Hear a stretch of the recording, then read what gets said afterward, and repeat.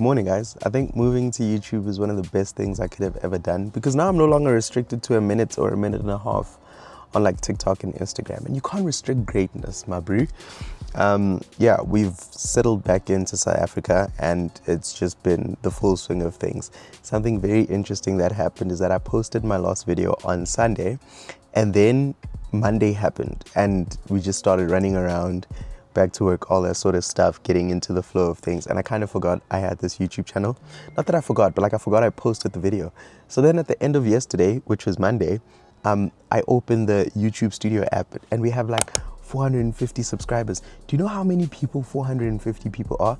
Like, bro, that's what do you even mean? That's ridiculous. So I think if there's one thing I've learned from starting this channel, it's that momentum beats perfect planning every single time.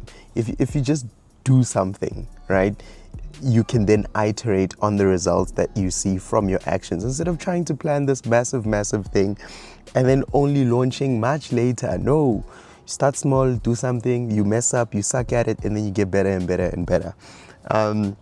Do I know what the purpose of this YouTube channel is? Not yet. But I've decided the best thing I could do for myself is to make videos that I would want to watch. Case in point, the travel stuff. Case in point, what you're about to see today. And yes, I'm in a car, but rest assured, this is not going to be a car review. I think this Red app and TikTok and Instagram have more than enough people who are standing in front of a vehicle telling you about the specs and that sort of stuff, but there aren't enough conversations taking place. So let's try and take a different approach to things.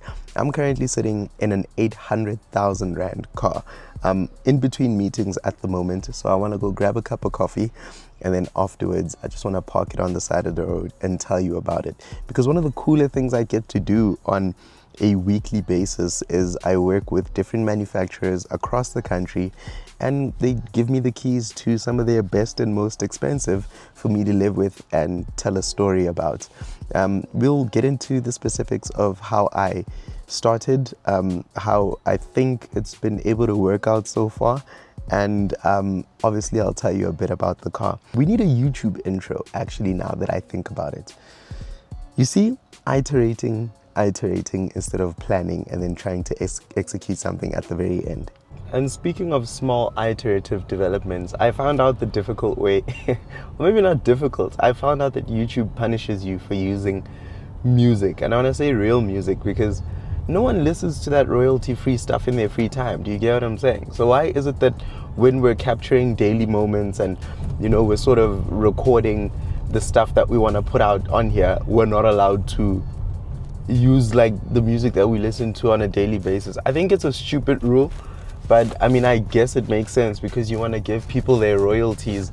I'm not sure what happens when you get a copyright strike, to be honest. Like, does the algorithm slow your video down? Is that how it works? That's a bunch of research that I need to do. But yeah, that was just an interesting observation. I don't think I mind too much with my previous video, considering the fact that, dude, it was a nice video. It made me happy. We'll get to like optimizing for views and reach at a later stage. I think right now the main objective was to just start. Do you get what I'm saying? And also, to what extent does it restrict me? Because if I start singing the lyrics without like the backtrack or anything, will I get punished? Like if I go, I heard you go with them soft lips, yeah, you word of the mouth, you know what I'm saying? Does that count as Drake coming now to take his royalties from me? And another thing we need to acknowledge is that the folks over at the pantry were in their green bag when they came up with this business model, bro. I don't think they even sell fuel, to be honest with you. Like 9 times out of 10, the filling spots are full because people just need a place to park. Because what do you mean you took a convenience store and then you decided to make it better than any other convenience store in the country? Well, better as in fancier. I hate it when people think of things that I didn't think of. Hey, I should have thought of that, because then I would be rich. But yeah, I skipped breakfast because I really just don't have an appetite. So I got myself a granola pot and then I got myself an Americano. The only type of coffee you should be having is black coffee. Americanos are the ultimate expression. Maybe an espresso is the highest form of coffee, but it's espresso and then it's Americano, because we're not drinking this thing for flavor, although I do appreciate the flavor, it's a bit of an acquired taste. It's just like, it's a utilitarian thing. I drink it so I wake up, and a cappuccino does nothing for me. You and your silly little latte. What do you think this is, hey? This is not a game. We're here to actually get energy. Did you hear the car start up? Oh, I need to tell you about the car. It's electric. That's why there's no broom. It's just doodloom, and then you're rocking and rolling. I'm willing to argue that it's one of the most beautiful cars I've had on test, and one of the most beautiful cars to hit the market in recent years. And I think rolling around in a beautiful car is a lot like having pretty privilege in real life. Or what I imagine having pretty privilege in real life is like, you know, when you're driving on the road, taxi drivers are nice to you. The guys with the learner stickers sort of stay away because they don't want to scratch your car. People make way so that you can merge in and that sort of stuff. And it's like, yeah, actually, you know, yeah, you could get a Polo, right? And that Polo would get you from point A to point B. But is it sexy? Is it cute? Does it make people go, ooh? You get what I'm saying? And this one does. It has that ooh factor, the ooh factor. Let me park on the side of the road and I'll show it to you. Like here, you see, this bus came long before I arrived. But because I'm in a cute car, he decided, I'm gonna make way for this broer. Or maybe I'm overthinking it too much, nah? Perhaps I am. Maybe I just have an affinity to this car. But you can't help but have an affinity to Alfa Romeos. I know that like when we were growing up, they were often seen as Ntatemoholo cars. And that was not a good thing for Alfa Romeo, because what that ended up meaning is that their user base was basically dying. The people that loved their cars ended up dying because they were all old. And the younger guys weren't necessarily keen on getting into an Alfa. So they decided to come up with something fresh, something new, and that's what I'm showing you now. Here it is behind me, and you can get like a bit of a glimpse to it, right? It's called the Alfa Romeo Junior Electrica. Tell me if that's not one of the best looking compact SUVs you've seen in a while. And what's interesting is that although it's an electric vehicle, it doesn't necessarily look electric. If you have a look at the front end over here, does this not look like a normal car? Usually EVs have like a smoothness to their design that I'm not the biggest fan of, but I think Alfa have smashed it out of the park in this car's case. You see, I don't think they had much of a choice. Alfa Romeo are notorious for making some of the most beautiful cars that we've ever seen in the automotive industry, right? Like, just look at these wheels. Black wheels usually suck, but this flower, I don't know, geometrically aligned pattern, smash hit from them. And to think that these are the entry-level wheels, they're these other 20 inches that you can get if you get the top spec Junior Veloce, which is R1 million, and those look the absolute business. Before I show you the rest of the car, I want to know, would you pay 800,000 Rand for what I'm about to show you, right? If we move over to the side, I think it'll give you a better idea of the proportions. It's not necessarily the biggest car out there, right? And I'm glad it isn't. It has all the space you need, really. Although the interior cabin is a bit tight, think small families, think me, my wife, and my one child, or even just me and my wife. You know, it's enough for carrying a passenger or two around every now and again, but for the most part, I'm alone inside, and that's just what it is. If you look at the rear over here, this is where I think they got a little bit bold with the design, because I'm not too sure how I feel about this rear light bar over here that sort of just stops and then it dips back in over here. But then also the proportions, man, they haven't quite convinced me, if I can say it like that. But if I turn on these lights, which I'll do so in just a second, you will see that these three angular taillights are some of the most beautiful on any car. Look at that. I think when you see these three angular taillights, everything I mentioned earlier is forgivable. And I know that styling is subjective, but I think once the lights are on, you know, the little things that I was talking about, how, you know, this little piece of trim here sticks out and it just comes to an abrupt stop and this curves in, that doesn't matter anymore, because what a gorgeous little thing. The fact of the matter, Oaks, is that cars are getting ridiculously expensive. That's just what it is at the moment. I mean, I think back to 2013, where 800,000 Rand could buy you a BMW M3, and now a BMW M3 is like 2.2 million Rands. what are you gonna do? You can't fight it. Do you get what I'm saying? So you might as well just appreciate what your money gets you now and buy smartly, buy wisely so that you're getting the most out of your money. And I think that's why I try to get as much car content out as I can on my Instagram page, because then people can make more informed decisions. Do you get what I'm saying? If you walk up to a salesperson at a dealership, they'll tell you that their car is the best car that you could ever spend your money on, whereas that might not necessarily be the case, right? Another interesting design feature is that you also get Alfa Romeo inscribed over the V badge. This V badge is something Alfa has been doing for quite some time now, and it's formed part of the DNA. Speaking of DNA, you'll also notice that the Alfa Romeo badge is one of the coolest out there, man. On the left, you have this cross over here, which is a part of the Milan flag. I believe the family that started Alfa Romeo is from there. And on the right, you have a depiction of a snake or a serpent eating a man, and that's supposed to make Alfa Romeos a bit more intimidating.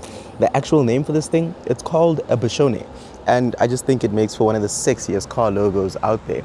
In fact, there's a bit more, let's call them Easter eggs, if you will, of the Bichone across the car. Over here on the side of the dashboard, if you look at the air vents, these are actually illuminated because the car has ambient lighting. You might not be able to see it now with the sun out. If I move over to the seats, you'll see that the Bichone has also been imprinted onto the center as well. These are made of fabric. You can spend an additional bit of money to get a sport pack, which gives you buckets, and those have Alcantara in vinyl. And then over here you get the Alfa Romeo crest embossed on the headrest as well. Obviously, Alfa Romeo badge on the steering wheel. It's multifunction with some buttons to control your infotainment, as well as some driver assistance features. And then because we're in a digital renaissance, you will find two screens. The first is for your driver speed as well as vehicle information, and then the one on the side there is for your infotainment. Let me just step into the car so that you can see it. It also has Android Auto and Apple CarPlay, as you would expect from a car this expensive. You get wireless charging, and then what's interesting is that the company that owns Alfa Romeo is called Stellantis. They also own Peugeot as well as Opel. And then this sort of central tunnel here with the gear shifter, the drive mode selector, as well as your parking brake selector, this is a shared component. You could find this exact same thing in the Opel Mokka. I have 6 minutes before my next meeting, but I wanted to take you guys on a drive so that hopefully you get an idea of just how quiet this cabin is. I'm riding on 18-inch wheels with some very thick tires, meaning, you know, they take up most of the bumps on the road and they absorb. But also, electric vehicles are generally quieter. And yeah, you could argue, yes, they're a bit less convenient than driving around in a petrol car. And you would have a very valid point. But one thing you can't fault electric vehicles on is the comfort that they provide. This thing is quiet, dude. It is supple. The ride is soft, and yeah, 800,000 Rand with some fabric seats might make you go, until you realize just how comfortable these fabric seats are. As a holistic sort of comprehensive view on the car, I think it works, but it's just a bit difficult to digest how expensive cars are getting at the moment, man. 800,000 Rand gets you an EV from Alfa Romeo, and they claim it'll do 400 kilometers. I was not able to get 400. I managed to get, I think, 320 on my last charge. But what's really cool is that you can romanticize the charging experience. So what I do is that I find a charger that's in a very nice shopping complex, a shopping center with nice restaurants and that sort of stuff. And then I just work from there while the car is charging. Have yourself a little Doppio Zero. Do you get what I'm saying? Maybe some ocean basket, answer some emails, take some meetings, and then an hour and a half later, you'll go from 0 to 100. And what's really cool is that these cars have technology that allows them to charge from 20% to 80% in 30 minutes. Kind of like a cell phone. Do you get what I'm saying? So just leave it alone for a little bit, go do what you need to do, go do your shopping.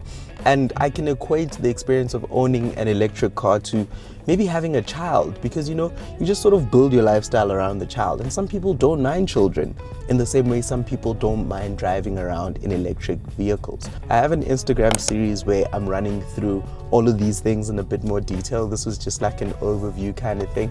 But for 800,000 Rand, you can get into Alfa Romeo's first ever electric vehicle. Let me know what you guys think about it. I genuinely am curious because I know that not all of you guys care about cars and not all of you know about cars. So when you get to see something like this, what goes through your mind? I do want to know. But back to life, back to reality. If you made it this far, I really appreciate you, man. All I did was just get a cup of coffee with some granola, and then I showed you the car that I'm driving, and I think I just ranted through most of it. And I think you should expect a bit more of these, right? Because then I get to give, you know, a little bit more context without being rushed. And you guys get some insights into what I think about certain things. There's a lot happening at the current moment. Well, from the social media side of things, I attended an event with Mercedes and we went to go see the Makotopong Car Museum. It's owned by one person, bro. And this guy has like 100 million rands worth of old Mercedes. He's parked in a museum that he builds and maintains. This is why I need to be rich, folks. This is really, really why I need to be rich. And then obviously there's this Alfa Romeo that I'm busy with now. The car that I have on test from next week is interesting, right? I think the moms are gonna love it. And I'll just show that to you once it arrives. And fingers crossed, we do a bit more traveling this year. But again, if you made it this far, I appreciate you. Cheers, guys. Catch you on the next one.